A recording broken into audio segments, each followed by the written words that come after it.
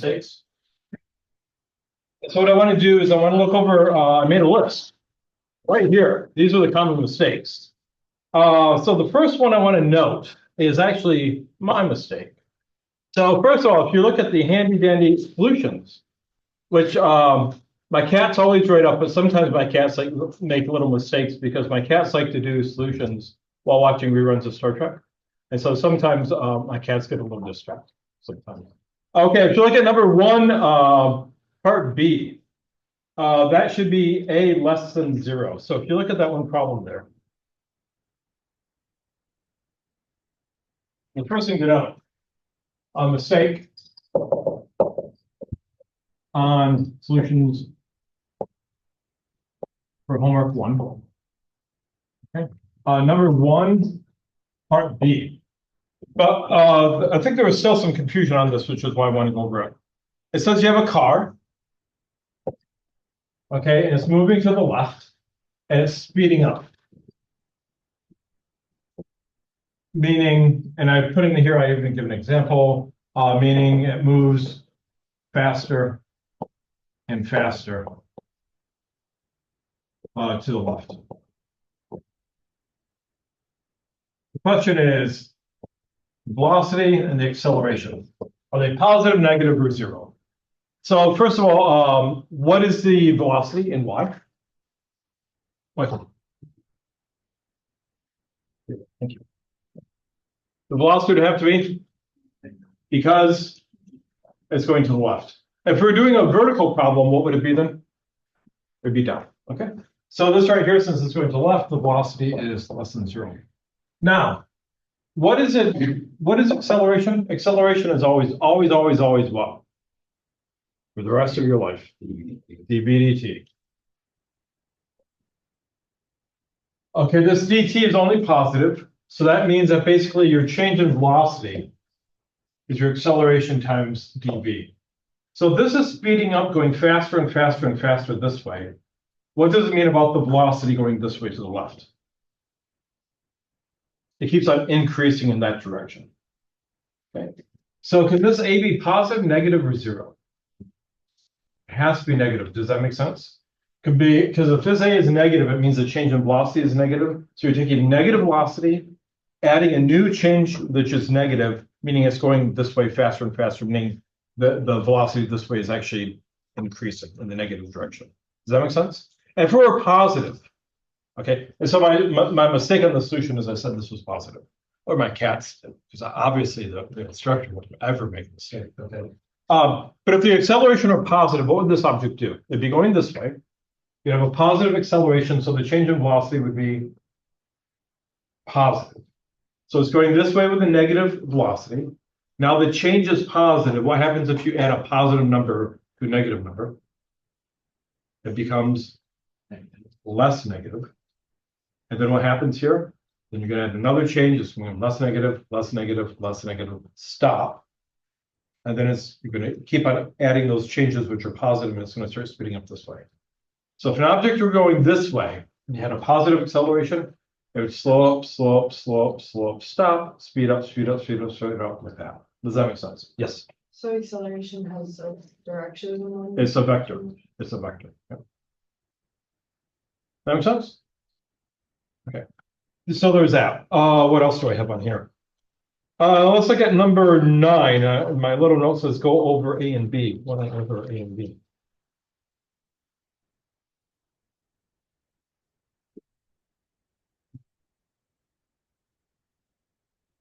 Okay, number 8 was not graded, but when I looked at them, I saw a lot of silly things going on in here.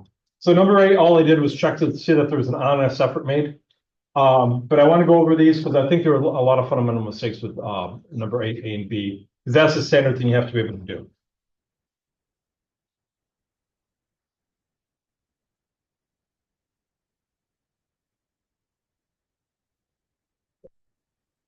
Okay. So number 8, part A. You have something like this. I have an X versus T graph, and I have something that goes like this. I give values here, I say that this is 1. This is -1, 2, 3. Say this value up here is 2. This is 4. And this is 5. And I want you to make a V versus T graph here. And if you notice here, I also want numbers on the axes. And we'll figure out why I can put on numbers. So first of all, let's just do it qualitatively. Let's get the qualitative part, then we'll make it rigorous. So what is the velocity for the rest of your life? Dx dt.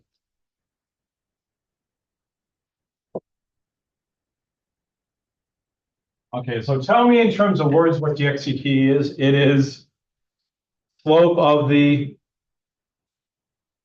slope of the tangent line of the x versus t graph. Okay, so let's do this. So what did I say when you do these? You always look at for something first. You always look for the zeros. Okay, I think there's a great zero someplace here. Where is it? There's an extended zero. Where do you have zero slope for the tangent? Yeah, if you look at this whole region here, if I look at any tangent lines here, there's no slope. So that means from 2 to 3, we have no velocity there. And that makes sense because what's happening is position. It's not moving. If the position isn't moving, then it ain't moving. Okay? That makes sense? Now, then we step on this side here and we walk along here. Okay. What would be the slope here compared to here, compared to here, compared to here? How come? Because it's a straight line, right? So it doesn't matter where you are along here. The slope here, compared to the slope here, compared to the slope here, it's the same because it's a straight line. That's what it means to be a straight line. You have a constant slope. Okay, is it a positive slope or a negative slope? It's negative. So what would I do between 0 and 2? If it has a constant slope, so what would I draw?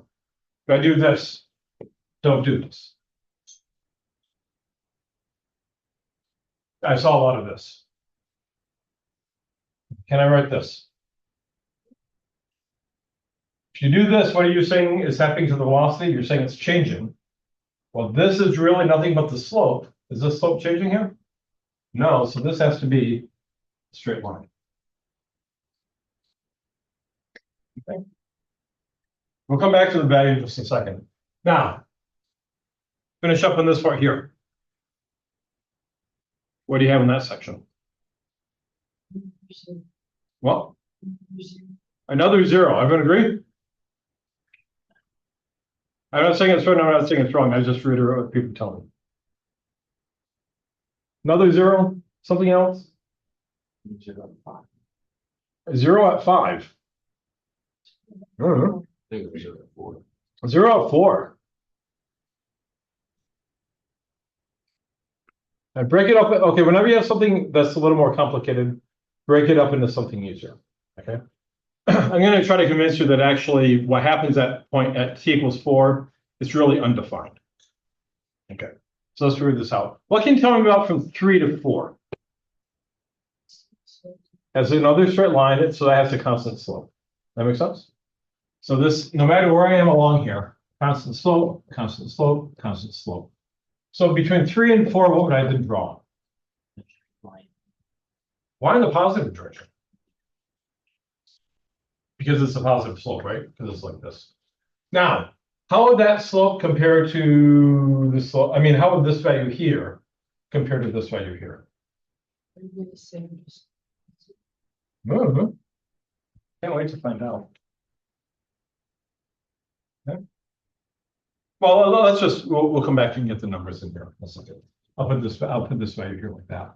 Now, what happens between 4 and 5? There's a constant slope, but as you said, so it's negative. So in this value here, you're gonna have something like this. This is 5. You have this. Now, what happens at point 4 here? You could say, well, you know, it looks like maybe I have a 0 tangent. Tell me why you don't. Now you have to think back to Calc 1. What's the difference between this and this? If this were the graph, you'd be right. Well, let's say this is your t. Let's say this is 4. then you'd be right. I'd draw my little slope here like that, and that would have a velocity of 0. But why is it in this case here? Yep. So it's a singular point? No. Okay, so use some math words for me that you don't use a whole lot. What would a mathematician say about this? Is it a cusp? It is. It's a cusp. And what does it mean to be a cusp? Here's my point 4. If I look at the slope approaching point 4 from this direction, and if I look at the slope at point 4 from this direction, what do I get? I get different values here. That's what it means to be a cusp. Okay. In the words of, in the language of calculus, you'd say that the slope is discontinuous. Okay. Now this would actually be really an unphysical situation, because what would happen here? If you look here, okay, you can't get this in real life. You can get it in a homework problem, not in real life. And if this were to be in real life, this would actually be something that maybe would go, there'd be something like this might be really, really sharp. It might be like this. But there'd be some little curve here in real life. So you'd have actually just something that goes like that in real life. But in this case here, it's just a discontinuous thing. Does that make sense? So basically, if any of your graphs are like straight line sections, this here is going to be basically kind of all like this. Don't make this some smooth curve. It can't be. Now, let's put in the values here. Okay, what do you know about, how do you define slope? If you're a wee little, let's say you're back in a freshman and you have your little beanie on, okay? How do you define slope? Rise over run, okay? What is your rise here and what is your run here? So I'm going to say that I can say that this right here is rise over. So what is your rise? It's -1. Remember, it's this value minus this value. So it's going to be -1, -1, right? -1 minus this value over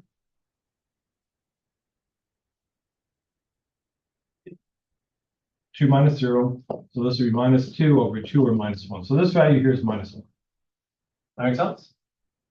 Now what's going to be, this is 0 here. So this is my 0. What's the slope in this region here?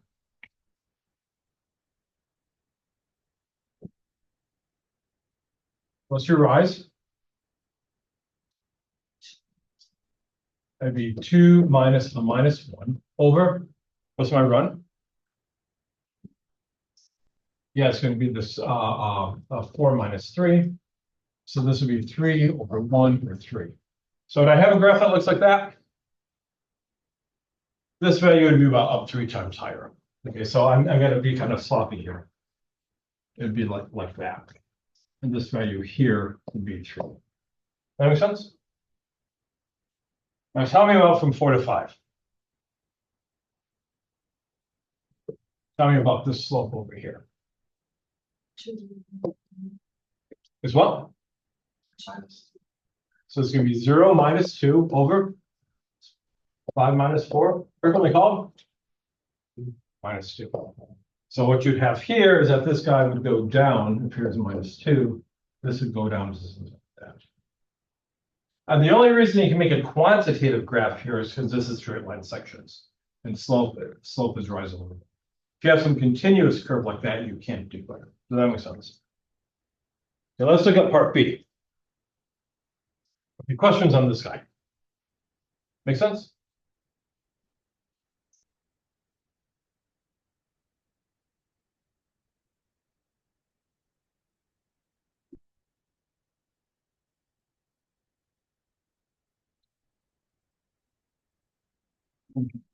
So part B is B versus P. Marker is getting out.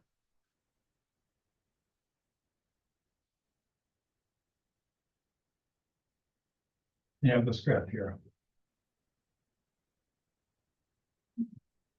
And now I want A versus T. So what do you know about the acceleration of the rest of your life? dv dt. Is it supposed to be x and t? Only if you want it correct. Okay, well, that's what I'm doing though, but since I'm using the superior technology I call marker.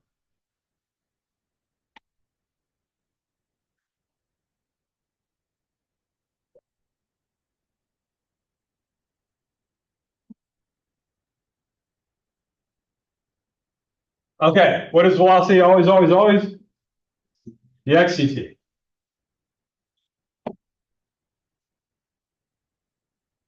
Okay, so what do? Well, you look at the what? The zeros. Where are my zeros? At your maxes and mins. Okay, so I go over here, here's a max. That means there's zero slope there. So I go down to, if this is at this time here, I go down to that same time and I draw a zero here. Here's a min at that time, right? Here's my tangent. So I go down and I get my zero here. There's another max. Occurs at this time, so I carry down that time over here, and that's my zero. Does that make sense? Okay, now what do? You start at one side and you basically figure out things, and you're going to have a continuous curve. So what's the cheating way of doing this? Tell me how I can do for one point, I can do the whole thing. Let's say I'm lazy. I know that this has to be continuous. And I don't want to check all these curves, all these points because I'm lazy. Okay. Tell me what I could do. I look at one point, what will be my point? My initial point. So I come over here. I draw my slope. What is that? It's what? Positive, so it's here. There has to be something positive. And since I know this has to be continuous, what can I then do? Can I be correct? I just lace the loops like this and just go down like this. And it has to be correct. There's no way out of that. Okay. Now let's go through and let's say we didn't see that. Let's go through and do it properly. Okay, so we have here. If I come over to this spot right here, what would my slope be? Positive and okay, so less positive. So that means that this value here, I'm going to have something like this. I'm going to go here. What's my slope? Negative here. So I'm going to go down here. I'm going to have a negative value. What about right here? It's more negative. What about right here? Less negative. So I come down here, have that. And right here, positive here. I'm here. More positive. I'm here. Less positive like this. That, and then I just continue with this. I have that. This is more like this. I have that. So again, I would have something that goes like. Does that make sense? Question? Okay, one more. I have on my handy dandy sheet. I say, look over number 9. We're going to have kind of two things here. Okay, any questions on this? Okay, again, these are standard things you have to be able to do for the exam coming up. I'm going to stop telling you when the exams are going to be. We're just going to have surprise exams and surprise finals. We might have the finals before the exams. So maybe it would just be like on some Wednesday, I'll say final, and then we'll have the final exam. So I hope you're reading ahead. Okay. And then maybe like a month later, we'll have like the second test. Maybe that'll be followed by the first test. Okay. Maybe on the weekend, I'll just call everyone up and say test. That may be test 2. It's good to keep people on their toes. I'm kidding. Okay. Okay. So I have on here, I say the following. Well, let's just do a little review. So this is number 9. Okay. How do you differentiate and integrate an exponential? And so I'm saying a lot of funky things here. So let me give you an example. Let's say we have e to the minus 4x cubed. What's the derivative of this?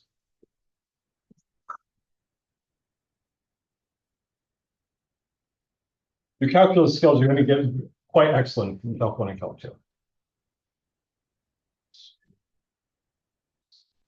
Okay, so how did you do that? That's correct. Take the derivative plus the power of E itself stays. Yeah. So I always I said the opposite, kind of backwards from that, but that's completely correct.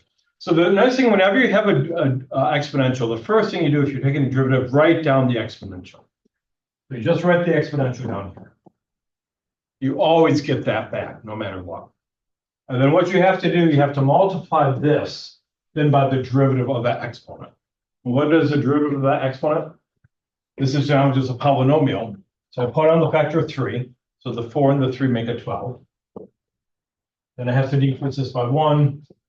So this is x squared. Does that make sense? Okay. Now, let's say we had an integral like this.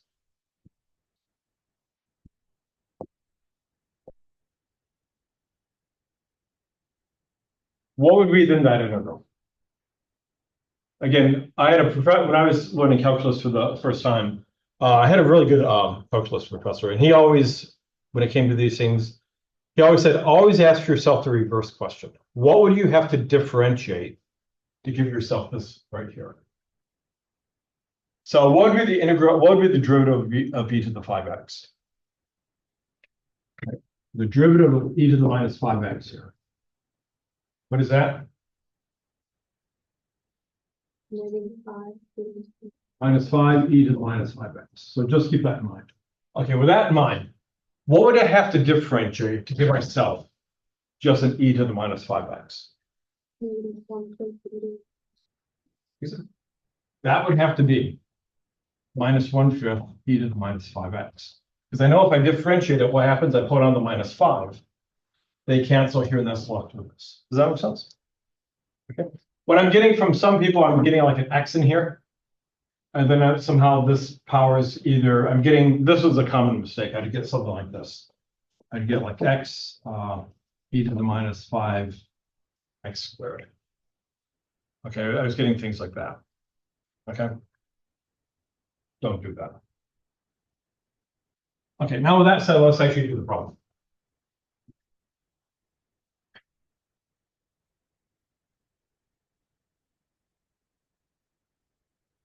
Okay, so we had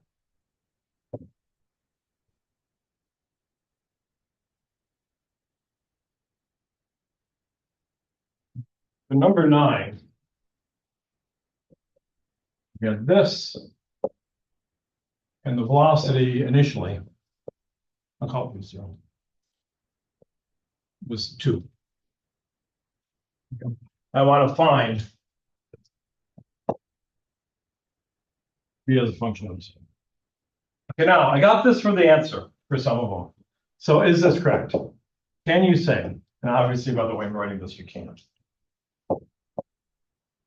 Can you say v equals v naught plus at? So I say, oh, my v naught is 2. My a is here. I can multiply by t. Boom. I'm done. What a stupid question. Ask me something hard. Does that work? Okay. Tell me why there is absolutely nothing correct here. This is fundamentally wrong.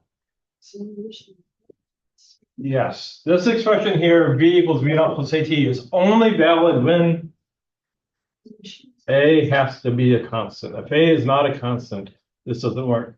How can you tell that this a here is not a constant? Because it contains a t, okay? That means it's variable. And those variable constants never caught on. For some crazy reason, variable constants never caught on, okay? So tell me what to do. You're pros at this.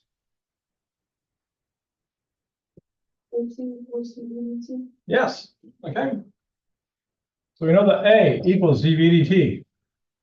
But my a is also my buddy here. Okay, so what's the next step? Take the dt over.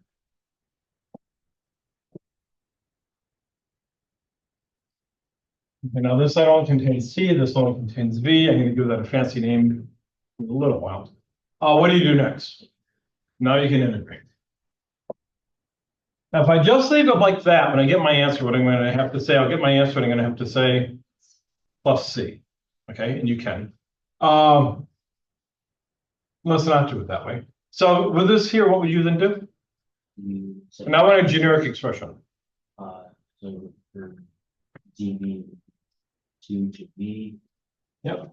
So why do I start here at 2? Because this is the, that's our V naught, which is our initial velocity. Because our initial time is always going to be the 0. So when t equals 0, the velocity corresponds to this. And if it's generic, you're correct, we go up to V because the time is t. Here, the integral of dv is V, evaluated from 2 and V. Here, okay. Tell me about my buddy the exponential now. That has to be minus the third e to the minus 3 over t from 0 to 2. Is this, some people wrote this. Is that okay? It's the exact same thing. Okay. Okay. Don't write it like this, but could you say this? You just write it like that. I really want Technically, what should be up front. This is correct, but again, what's the standard way with any constants go? Always in front. Okay. Why? Oh, first of all, just to tell me why. If you were to do this, some people frequently give me, and I'll get this. I'll get that. Now I know what they mean, but I always take off credit for this for my cats. Tell me what. Technically, what does this say? This is this value here minus a third. Well, you need those parentheses, but you can see if you put that number in front, you don't really have that problem. Okay. But there's kind of a standard one. Again, I think when you went through, since I'm obviously older than you, I had the benefit or the curse of having the mathematicians in high school that would always, take off like a generic point if you didn't write things in the proper order. And I really hated that as a student, and now I realize just how important that those people are in life. They're actually very important. There's one of our majors is from Russia, and in Russia they still have people who still continue to do that, where that is not written in the proper order, minus whatever. Probably being Russian, it's probably like you failed. So this. And when I was in grad school, the Soviet Union fell apart. And so there's a professor doing a lot of one-on Russians, and he pulled them all over to the graduate program. And so our department became mini Moscow for several years or so, and the Russians were fun. They were socially, they were wonderful. If you interact with them socially, they're like little puppies. When you interact with them professionally, you saw a different side of them. There was an edge, which and it's just the way they're trained. Questions? Let's finish this up. So this side here, this is v minus 2. So I put in the upper limit, subtract the lower limit. And then this side here gives me minus the third, e to the minus 3t. Tell me what's wrong with that.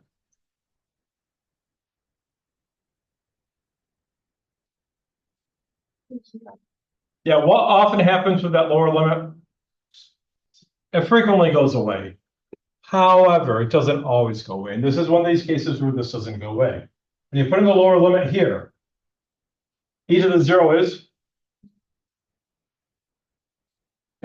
1. Okay. So we get minus a third, e to the 0. This is 1. So this is v equals 2 minus the third, e to the minus 3t. This is plus the third. You wouldn't leave your answer like that either. What would you do? Get a common denominator. There was some mixed numbers putting in there. They just always, it's not wrong. It just makes me cringe. Never put mixed numbers in equations. Get a common denominator. In this case, here would be 3. So this would be v equals 7/3 minus the third, e to the minus. Does that make sense? Questions? Okay, let's start. Okay, so we're adding vectors in kind of a graphical fashion.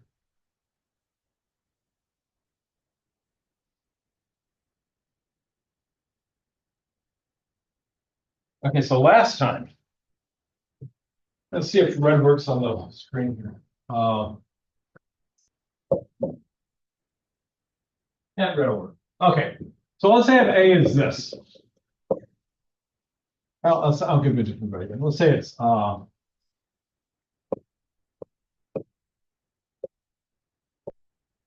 I said draw that, what would you do for that? Tell me about I hat. I hat is,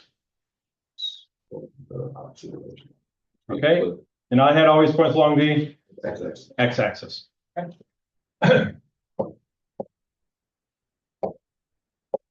And what do you know, I hat, what's the length of any, that's got a unit vector. The length of any unit vector has to be 1. So if I were to draw this is going to be something that comes off like this. That would be this guy right here. That would be minus I hat. That make sense?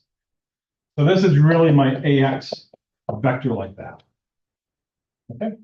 Now, what am I going to add to that? 3 Going up. J hat, and J hat goes up. So that'd be J plus J plus J. That'd be something like this. This is a 3 J hat. This is really my AY hat. And so then my vector goes like this.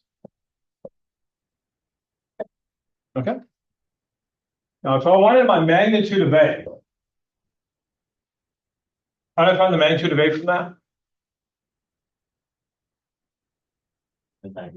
Pythagorean theorem. Okay. So what would I do? I would take, no, don't put in the J, don't put in the I hat here, just put the magnitude in front. So this is a -1 that comes in squared. And I have to add on this side here, this length here is 3. And again, don't write 3J, just in 3.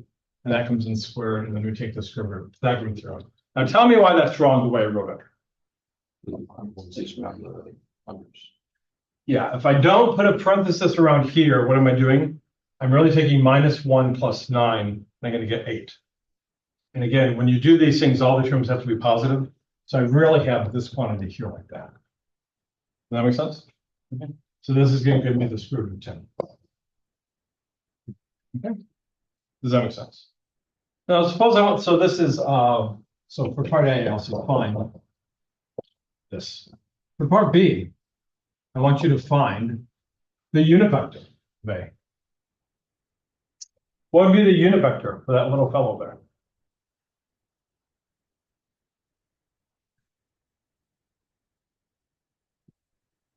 And what did we say unit vector does? By definition, any unit vector has to have a length of 1. Okay, so this is going to have the length of 1, right? And we also know that the unit vector for A is going to have to point along what direction? A itself. So if I were to say draw this in here, where would then the A unit vector be? Yeah, it has to lie along here like this. So what can I do? I can really say that the vector here, A, is going to be its magnitude, A, times the unit vector. That makes sense? Because I have the unit vector, whatever that happens to be. It's this long, so the combination here has to be my original vector.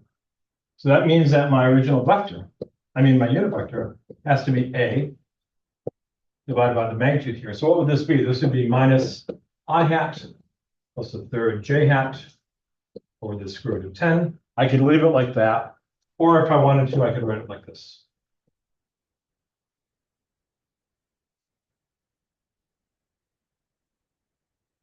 Either way, writing that is fine.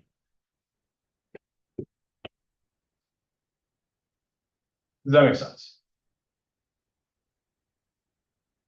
Okay. Questions?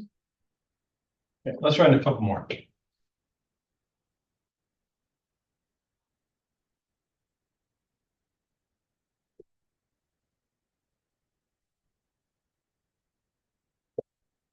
So let's say I have A equals 3 I hat, it's 5 J hat. I tell you that B is 4 at 180 degrees. I tell you that C is 2 at 270 degrees.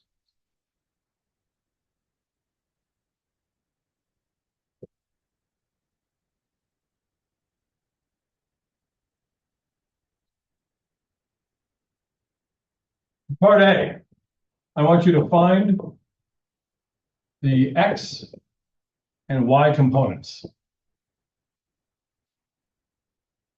for each vector.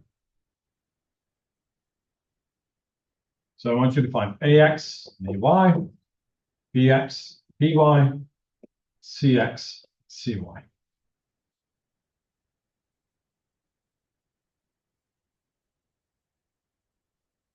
Okay, tell me what to do.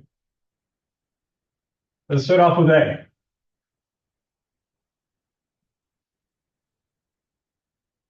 Why would part A, you would say, ha, give me something complicated. Stop insulting my intelligence.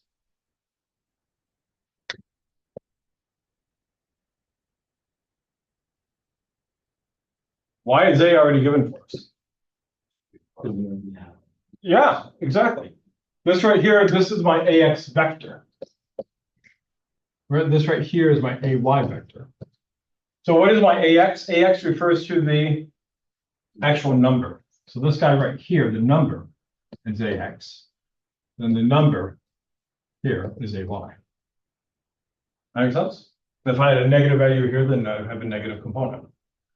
So this right here is going to be 3 and 5. Again, why don't I put an I hat here and a J hat here? Because it's just asking. Yeah, I'm not looking for I'm not looking for the vector itself. There's no vector symbol on here. If you had the vector, if I wanted the vector symbol, then you have the I hat in here. That's fine.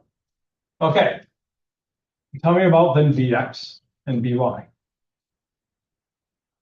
Now there'd be something I would do for B first and for C. Graph. What? Graph. Exactly. Always, when you have something like this, always draw your vectors. So if I came over here and drew B, how would my B look?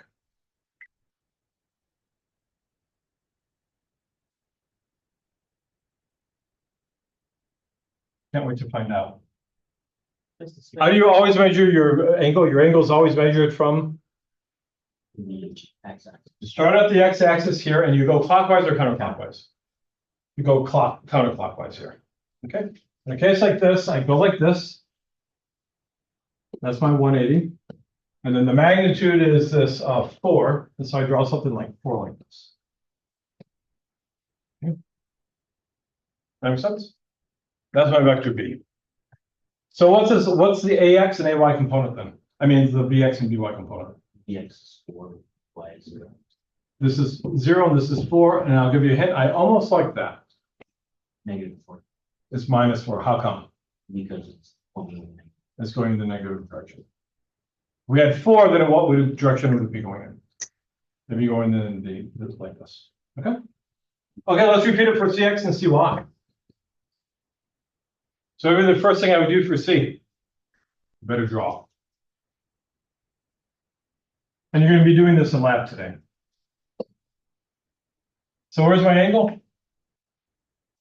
Like long axis and y axis. I go like this. This is my 270. And then I draw my little vector here. And here's my little C. So here's my vector C. So talking about CX and CY. Yes, sir. Good? I would be taking two. Perfect. Makes sense. I hope there's a part B to this question. Turns out there is. Okay. I want you to find the vector D equals minus A plus 2B plus 3C.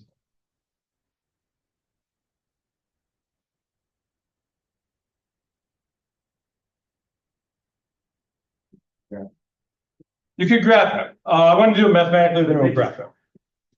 I agree. Tell me how to do this. For the rest of you, I'll give you kind of 2 ways to do this. Yes, go ahead. Can I say how to do it? Sure, absolutely. Wouldn't you just do like 3x plus y plus 2 parentheses and 7 that's what you got. Okay, so you want to write what? Okay. Let's put it over here.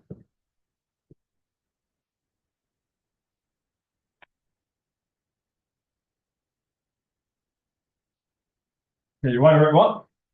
You just sub in like the equations you got. I agree, and tell me how to do that. So 3 Okay, Okay, so we're gonna have 3 or negative parentheses, negative parenthesis, 3x plus 5y, 3x plus 5y, c plus 2 parentheses, 2 parentheses, for 2, no parentheses for the b, 2 parentheses, negative 4x plus 0 plus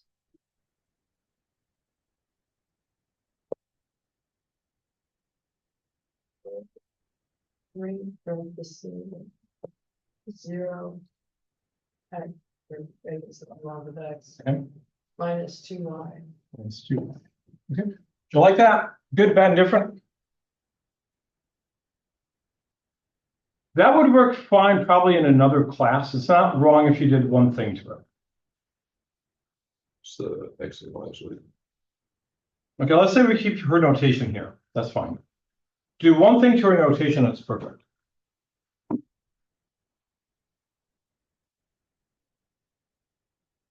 Tell me about those X and Y. What do they represent? Because in engineering, you might see this. Engineering, this might be a perfectly good way of writing this. Yeah, the X and Y are referring to I and J, so they are unit vectors. So what would have to be on top of the X and the Y? Hats. So if you did this, I'll put a Y there like that. Yeah. Then that's absolutely perfect. Okay, that makes sense? You just have the X and the Y, why does that not work? Notation is really important. Because it's no longer a unit vector. It'd be some scalar. And so what you'd have, actually, you'd not even have any directions here. So you need this. Now in our notation, what would it be? We wouldn't use X hat and Y hat. We would use I hat and J hat. So this would be your D. So in our class notation, we would have minus 3I hat plus 5J hat plus 2 minus 4I hat.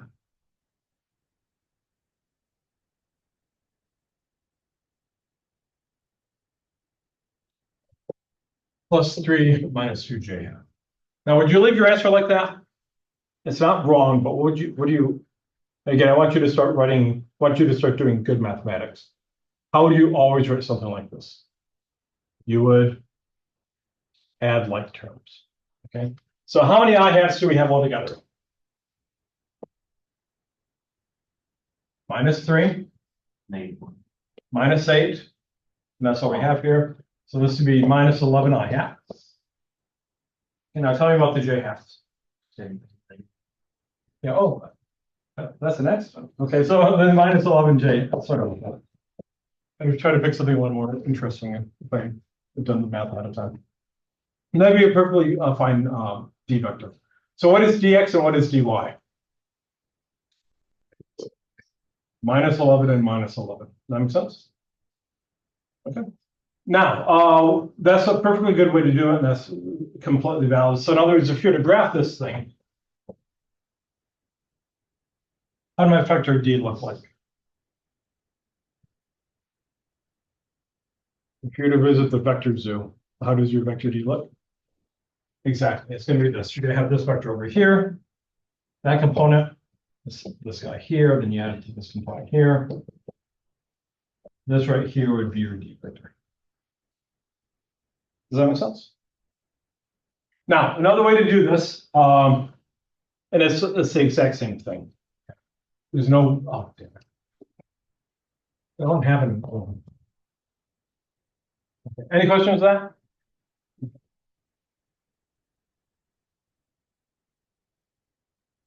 Another way to do this, and the way we're going to kind of start doing it for this. For the rest of your life, when you see an equation like this is going to represent 2 equations. Right? This is going to be an equation like this for the x component of D, and the equation like this for the y component of D. So remember how component vectors add? All the components add together. So I can look at this and say, oh, I know immediately what this is. This has to be dx. The x component of this has to be the x component of A, plus 2 times x component of B, plus 3 times x component of C. That's one component. then the other component, the y component would then be the x component of y with a negative sign. Likewise for my buddy here. You can see the y component of this C term, the C term. Does that make sense? Okay. And either way is completely valid. I'll probably be doing this more just because of how I'm trained. Okay. Does that make sense? Okay, now we have to start doing damn it. That clock is always against me.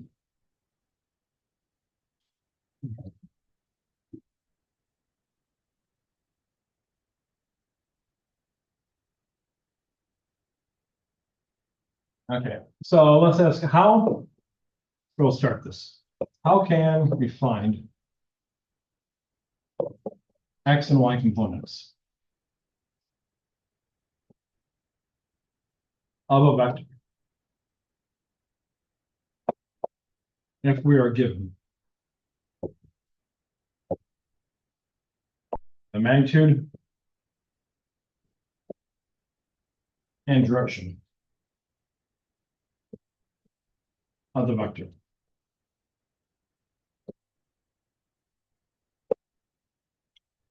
Yes, this is what I mean. So you're given the magnitude of some vector here, A, and its direction theta. So the question is, how do you find the x, y components? Yes. Okay, so well, what would be the first thing you always do first? Always sketch it out. So what would you do? Yeah, some vector here like this. This is A. Here's my y-axis. Here's my x-axis.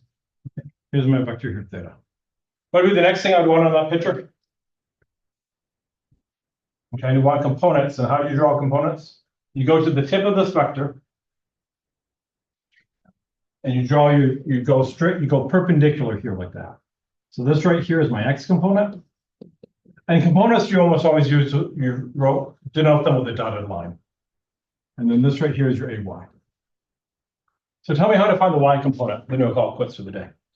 We're going to be doing this all in lab today. I'll do one example of it for you in lab, and then you're on your own. Okay. So tell me how to find the y component. Yes. Yeah. So what you have here, here's your triangle. This is theta. This is what side of the triangle? This is your opposite side. This side is your hypotenuse. And then this side is the adjacent side. Okay, so your sine of theta is by definition what? So opposite over hypotenuse. So in this case here, the opposite side is AY. Your hypotenuse is magnitude of A. So I take this over here. This tells me that AY is magnitude of A, sine of theta.